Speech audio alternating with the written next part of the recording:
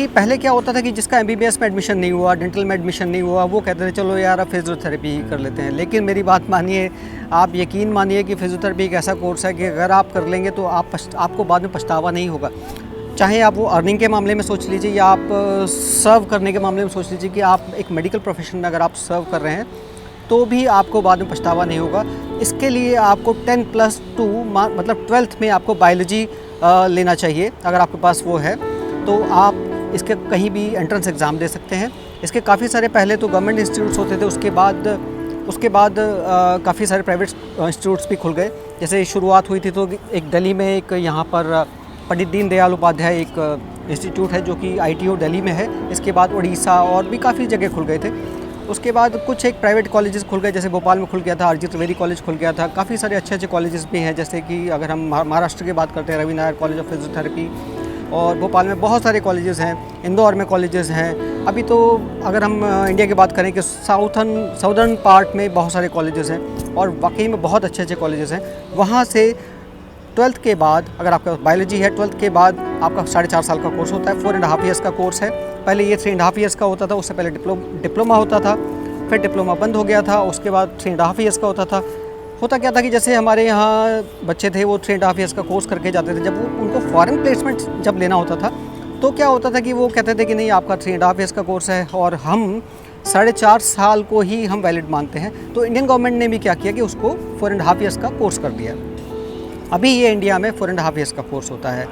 मेरी सलाह ये है, आप कहीं से अगर अभी आज की डेट में अगर कहीं डिप्लोमा होता है तो वो मत कीजिएगा, क्योंकि डिप्लोमा भी वैलिड नहीं है, 4.5 ईयर्स का कोर्स ही वैलिड है। और इसके बाद अगर आप चाहें तो आप अपना स्पेशलाइजेशन कर सकते हैं। स्पेशलाइजेशन जैसे कि कार्डियोथोरेसिक में होता है, मस्कुलोस्केलेटल में होता है, जैसे हम लोगों ने किया स्पोर्ट्स में होता है, या न्यूरोलॉजी में भी होता है।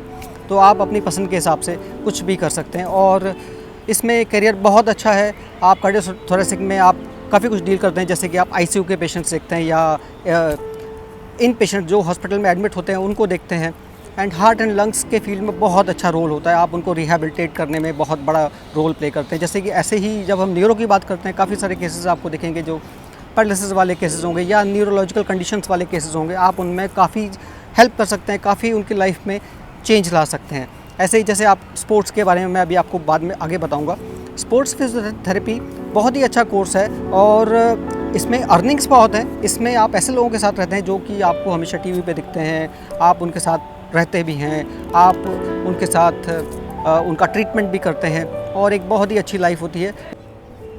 देखिए, हम फ़ीस की अगर बात करते हैं तो फ़ीस को तो गवर्नमेंट इंस्टीट्यूट्स में तो बहुत कम होती है, बाकी प्राइवेट इंस्टीट्यूट्स में कुछ रेंज कर सकता है आपका कुछ 70,000 रुपीज़ से लेके 1.5 लाख रुपीज़ पर ईयर भी हो सकता है और कई इंस्टीट्यूट्स में काफ़ी कम भी है। तो ये आप अपना ऑनलाइन जाके एक बार चेक कर सकते हैं या उनके जो पोर्टल हैं आप वहाँ से चेक कर सकते हैं।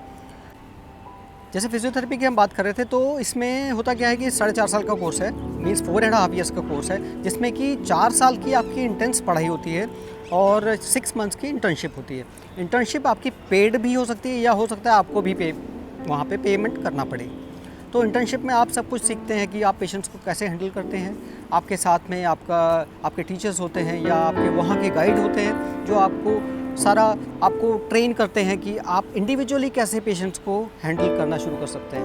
तो जैसे ही आपके 4.5 ईयर्स होते हैं आपको डिग्री मिल जाती है एंड आप एलिजिबल हो जाते हैं। आप प्रैक्टिस के लिए आप अपना क्लिनिक भी खोल सकते हैं या फिर आप किसी हॉस्पिटल में या आप किसी के अंडर में काम कर सकते हैं। अच्छा रहता है कि अगर आप इनिशियल फेसेस में हैं, आपने अभी फिजियोथेरेपी कंप्लीट किया है, तो आप किसी के अंडर में काम करें, क्योंकि प्रैक्टिकली चीज़ें बहुत डिफरेंट होती हैं। जो हमने बुक्स में पढ़ा होता है वहाँ से प्रैक्टिकल चीज़ें बहुत डिफरेंट होती हैं। तो ये चीज़ें हमें देखनी पड़ेंगी और मुझे लगता है कि फिजियोथेरेपी एक ऐसा कोर्स है कि जैसे पहले मैंने बताया आपको, पहले लोग MBBS या डेंटल सोचते थे, तो अभी मुझे लगता है कि आपको फिजियोथेरेपी के लिए ऑप्ट करना चाहिए। बहुत अच्छा प्रोफेशन है। और स्पोर्ट्स फिजियो कि अगर आपने फिजियोथेरेपी जैसे कर लिया है, 4.5 ईयर्स का कोर्स कर लिया, तो अब आप स्पोर्ट्स फिजियो कैसे बन सकते हैं। स्पोर्ट्स फिजियो करने के लिए आपको मास्टर्स इन फिजियोथेरेपी करना पड़ेगा, जो कि स्पोर्ट्स से होगा। ये आपका 2 साल का होता है। इसके लिए काफ़ी सारे इंस्टीट्यूट्स होते हैं,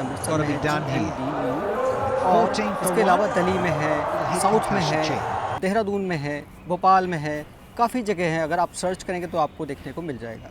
स्पोर्ट्स में अगर आपको करियर बनाना है तो ना कि सिर्फ क्रिकेट आपको हॉकी, फुटबॉल, बास्केटबॉल और भी बहुत सारे गेम्स में आपको देखने को मिल सकता है।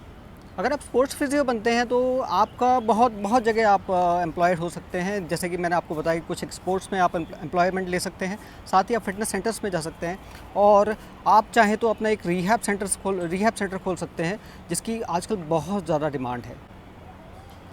हम बात करते हैं स्पोर्ट्स फिजियो की सैलरीज़ के बारे में, क्योंकि पैसा है तो सब कुछ है। अगर हम सैलरी की बात करें तो ये कुछ एक शुरू हो जाता है, मतलब लिमिट अगर हम नीचे भी शुरुआत भी अगर हम करते हैं तो भी कुछ 30,000 40,000 पर मंथ के हिसाब से शुरू हो जाता है, जो बिल्कुल ही बेसिक वाले लोग हैं। और उसके बाद फिर शुरू होता है कि आपके पास जैसे जैसे एक्सपीरियंस आता है तो आप कुछ लाख रुपीज़ भी जा सकते हैं, पर मंथ आप इतना भी अर्न कर सकते हैं। मैं जितने भी ये फिजियोज़ हैं या जितने भी स्पोर्ट्स फिजियोज़ हैं या फिजियो जो कि किसी और प्रोफेशन से भी हैं, किसी और स्पेशलिटी से भी हैं, मैं सबको अर्ज करूँगा कि आप अपने लिए कुछ ना कुछ ऐसे कोर्सेज़ करते रहें जिससे कि आप अपने आप को अपग्रेड कर सकें, जिसको हम CPD बोलते हैं, लाइक कंटिन्यूस प्रोफेशनल डेवलपमेंट। आप ये ज़रूर करते रहें, क्योंकि अगर आप बेस्ट रहेंगे तो आप इंडस्ट्री में आपका नाम होगा। आप जैसे काफ़ी सारे कोर्सेज होते हैं, टेपिंग है, नीडलिंग है, पिलाटेस है, या इस तरह के जितने भी जैसे और डिफरेंट कोर्सेज आते हैं, विसल मैनिपुलेशन, इस तरह के कोर्सेज आप, जैसे हम क्रिकेट की बात करते हैं कि जैसे मिस्टर अली ईरानी हैं जो कि पहले इंडियन टीम के साथ होते थे, उसके बाद में जैसे एंड्रू लीपस आए, उसके बाद में नितिन पटेल आए, आशीष कौशिक आए, और इस तरह से काफ़ी सारे फिजियोज़ आए। जो नए नए फिजियोज़ आए वो अपने नए नए आइडियाज़ लेके आए, जिन्होंने नया नया इवोल्यूशन दिया और काफ़ी अच्छा रिहैब सिस्टम बहुत अच्छा किया। BCCI को बहुत अच्छा एक प्लेटफॉर्म बना दिया, जिससे कि वहाँ पे प्लेयर्स का अच्छा ट्रीटमेंट होता है। उनकी स्ट्रेंथ एंड कंडीशनिंग के लिए भी अब ट्रेनर्स आ गए हैं, और उसमें भी फिजियोज़ का बहुत बड़ा रोल। फिजियोथेरेपी में बहुत सारी वर्कशॉप होती हैं, बहुत सारी कॉन्फ्रेंसेस भी होती हैं, और मैं तो सबको ये अर्ज करूँगा कि आप ये वर्कशॉप्स और कॉन्फ्रेंसेस ज़रूर करें। और कुछ शॉर्ट टर्म कोर्स अगर आप करते हैं तो आप ये ज़रूर देखिएगा कि वो वैलिड है या नहीं है, उसको कराने वाला कौन है। कई बार ऐसा होता है आपने सिर्फ यूट्यूब से सीख लिया, वो सिखाना शुरू कर देते हैं। आप उनका बैकग्राउंड ज़रूर चेक कीजिए कि वो वाकई में वो मास्टर एजुकेटर है, मतलब वो आपको पढ़ाने के लिए उसके पास लाइसेंस है या नहीं है। जैसे कि आपने सुना होगा कि मेडिकल काउंसिल ऑफ इंडिया है, जो MBBS का कोर्स होता है, या MBBS के जो लोग होते हैं या डॉक्टर्स होते हैं, उनके लिए काउंसिल है, इंडियन गवर्नमेंट के थ्रू है। फिजियोथेरेपी में ऐसी कोई काउंसिल नहीं है, बट हमारे पास एक एसोसिएशन है जिसको हम बोलते हैं IAP, Indian association of physiotherapist. तो ये गवर्नमेंट का काउंसिल तो नहीं है, बट ये एक अच्छा काम कर रही है। इसके साथ में और भी कई सारे एसोसिएशंस बन गए हैं, जैसे chartered physiotherapy of association of India, या इस तरह की काफ़ी सारी एसोसिएशंस बन गई हैं।